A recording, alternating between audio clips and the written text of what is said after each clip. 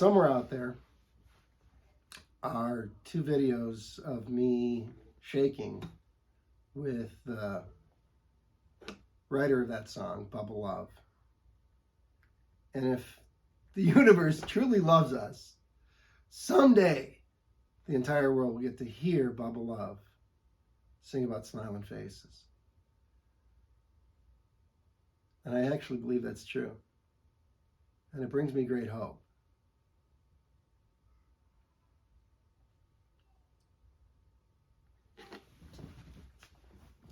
I looked back in the journal and I was reflecting on the comment I made that I seem to have friends directing information at me.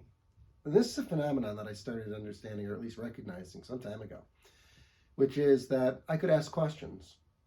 Just, I have to be honest. You can't ask, why don't I win $1 million and then not be open to the reasons why you're not going to win $1 million, right? And so when I was writing, I was writing sometimes and I didn't realize what I was capturing. For example, in one section of the book, I captured Hanlon's razor, as well as Occam's razor. And we all know what Occam's razor is, which is that the simplest explanation tends to be the most accurate. And Hanlon's razor is a corollary of Occam's razor. And it says that you should never ascribe malice to that which can be best described as stupidity. And the thing is, at the time, the mass actions that I saw going on, despite the obviousness of the problem with the system, seemed to garner no interest from the masses whatsoever, which is just shocking. And so as I looked for an explanation, one of the things I came across was, the note that the Pope resigned. And that happened February 28th of 2013. The thing is, I knew instinctually something was up. I didn't write anything in the book, oddly enough, but popes don't resign. And I mean that. Popes don't resign. And not only that, and this is captured somewhere else in the book when I finally realized that I'd missed this, is this entire section about the new Pope who was a Jesuit priest. And that connection is so interesting because there's a character I'm going to talk about in the upcoming end of this, Daniel Sheehan. And Daniel Sheehan used to be the chief counsel for the Jesuit Order of North America. And he has some very interesting things to say. And they all lead up to what we're talking about this week. And so we have this conglomeration of information all of a sudden coming together. And I looked back and I found the picture, and hopefully I find the color picture of it. But this picture has a little bit of a different perspective here because the one dot was a wasp outside my window, and the other one is the Chinook helicopter flying by for perspective. And that was on April 29th at 1:54 in the afternoon that I noted that. And I'd been watching the citizens' hearing day one that day. Hadn't taken any notes, which was kind of interesting, but I suppose that's good. I usually do best when I just listen. And in the citizens' hearing, just a little background on the citizens' hearing. So a gentleman, and this is even interesting of itself, because I've had a chance since the citizens' hearing to speak with the organizer, Steve Bassett, who is a lobbyist in Washington, D.C. on behalf of the exopolitics issue, which is the whatever the phenomenon is issue. And Steve, as he told me later, and this is very interesting and very true, there was a donor who gave the money for the hearing, and that donor was getting divorced, and all of that savings was in silver. And since he could just donate the silver bars, he donated the silver bars for the citizens' hearing on disclosure to be done. That's where the funding comes from, is from a donation of silver. I'm telling you. In any case, the citizens' hearing was a 5-day hearing in Washington, D.C. at the National Press Club. And it involved over 40 witnesses giving over 30 hours of testimony to 6 former members of Congress. Because Congress won't hold the hearing, at least publicly, if they were holding it at all. They held it here. And it was made up of former congressmen, 5 former congressmen, and 1 former senator. And the former senator was Mike Gravel from Alaska. And then you had, of course, those 5 congressmen, former congressmen from various areas of the world, of the United States. And their perspectives were really interesting because they brought some useful background into what their day-to-day life would have looked like had they had the chance to actually hold this hearing in Congress. One of the individuals who spoke was John Callahan, who worked for the FAA as a chief investigator thanks to Reagan. And Callahan was the individual who was involved in the Alaska Airlines story that went national that I actually did a video on because I had written that I heard the story on the radio that day. So here I am, gosh, what would this be? 25 years later, right? 25 years later, I'm listening to John Callahan give an actual recount of the FAA story around the Alaska Airlines event. I journaled on that New Year's Day. And so I started to realize that there were these odd cycles, not only of information and experiences, but of events that I would be hearing about these. And outside of Callahan, there was some really interesting, actually all of the speakers and presenters were very interesting.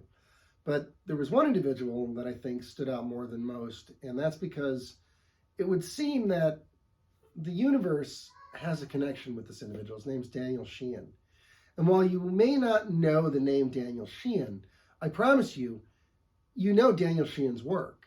And if I get this right, it'll be a miracle, but I'm pretty sure I do. Hopefully I do. You can look it up. But Daniel Sheehan grew up poor, and he was going to, there's a secondary college to Harvard College, and he had been going to that pre-law school, I guess.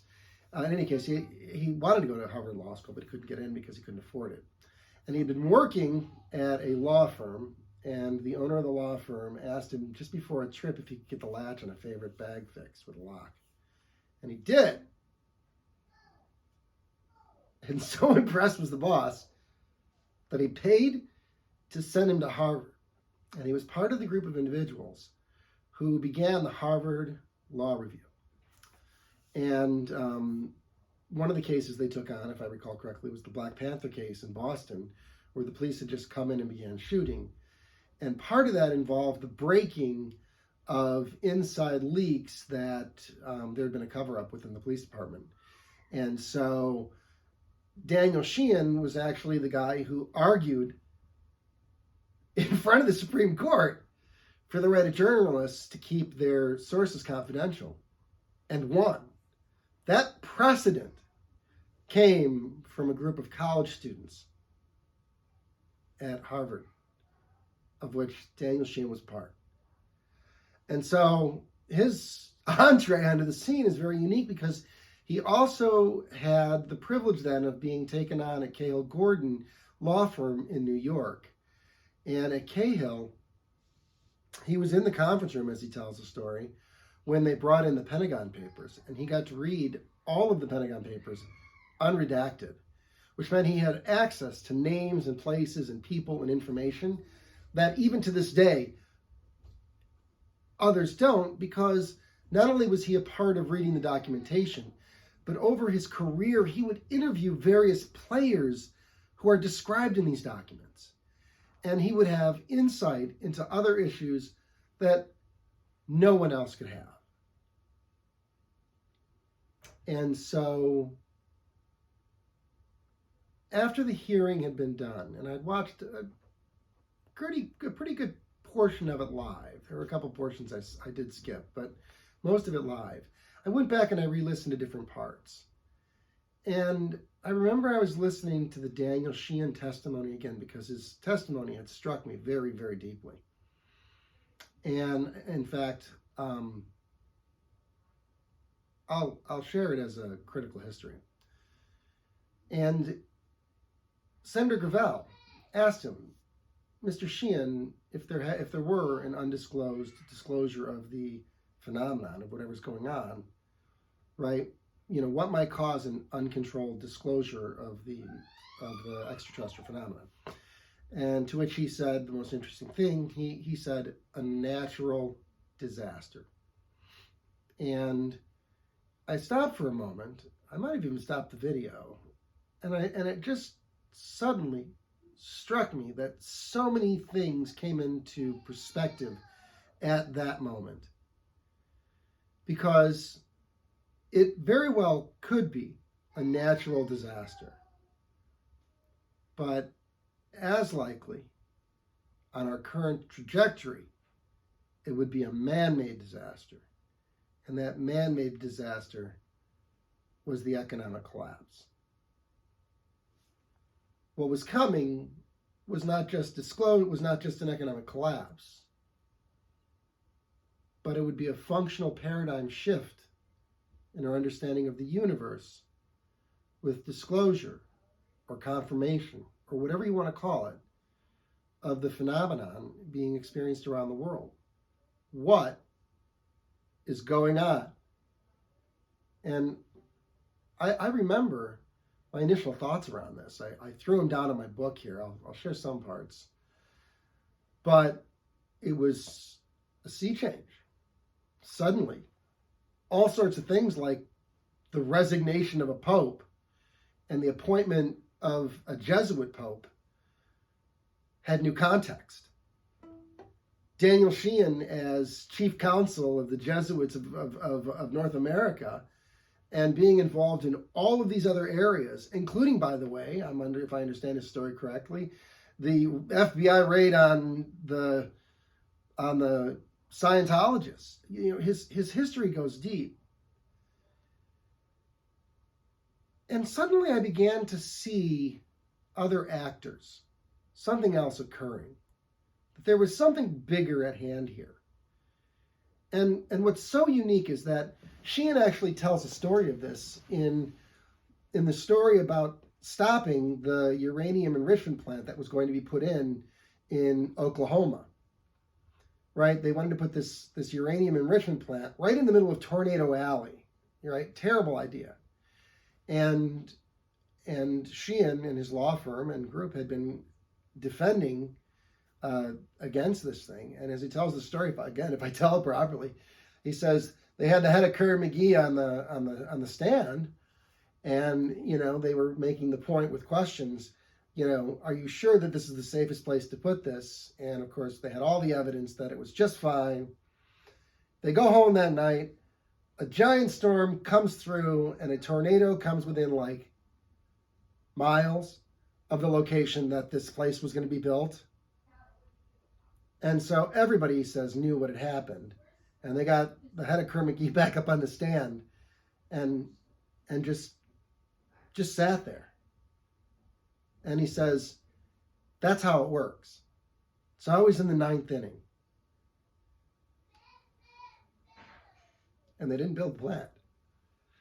And so suddenly these immense characters on our field began to appear. And one very central one was Daniel Sheehan.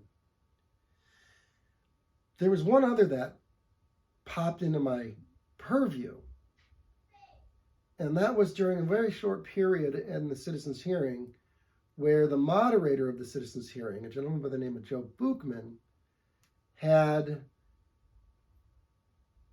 the opportunity to share some of his thoughts. And at that moment, one of his thoughts that he decided to share was that he served as the chair of the platform committee for the Libertarian Party, the Libertarian National Party, National Committee, actually. And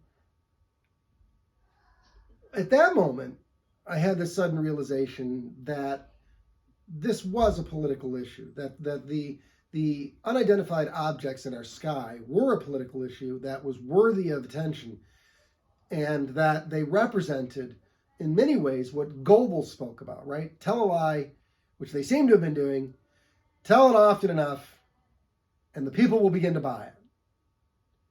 And in all of the stuff in the book that I did a segment on the Asch conformity experiment. And the Asch conformity experiment says, hey, look, if people give the wrong answer, even if you know the right answer, you'll give the wrong answer, something like 72% of the time. That was the number of people who did it in that experiment. And it's like saying, look, 3 out of 4 people will still give the wrong answer, even if they know the right answer. But if they put a Confederate in there who also gets the right answer, the percentage drops from like 72 down to like 32. It goes in more than half, which is to say, even if you're just that one person who says, hey, I know that it's a real shit show as a politician to talk about the UFO issue, but Joe ran for Congress, and he ran on the disclosure issue, and he took a lot of shit for it. But the silver lining was that Joe got to be the moderator for the citizens' hearing on disclosure. And his influence on my perspective of this as a political issue was immense. And Joe will come back into play again, because it's an important connection in the larger picture of what we're experiencing, which is a paradigm shift. That paradigm shift is kind of the purpose of this video series. I'm going to close out here with Buddy Love doing Smiling Faces. And I do. I know in my heart, oh, do I know in my heart, the world's going to get to hear Buddy Love. Bubba Love. Buddy Love. Hear Bubba Love. We'll see that transformation, I promise you. Peace.